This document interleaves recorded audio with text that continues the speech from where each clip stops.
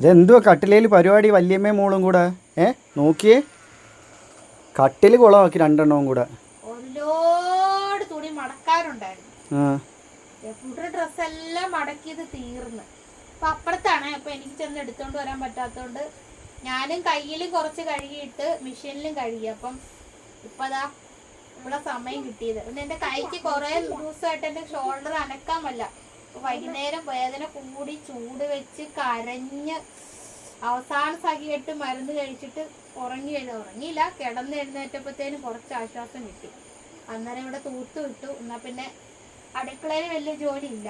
അവന് വേണ്ടി എന്നാ തുണിയും കൂടെ അങ്ങോട്ട് മടക്കി വെച്ചേക്കാന്ന്. കണ്ടാ ജോപ്പൂട്ടിന്റെ ഡ്രസ്സുകൾ കണ്ടാ? ഇത് പെയറായിട്ടുള്ളത്, ഇത് നിക്കറുകള്, ഇത് പാന്റുകള്, ഇതല്ലാത്ത ബനിയനുകൾ എല്ലാം സെപ്പറേറ്റ് മടക്കി. ഇത് കൂടാതെ ഇച്ചായന്റെ ഒരു ലോഡ് മടക്കി തീർന്ന് വെച്ചിട്ടുണ്ട്.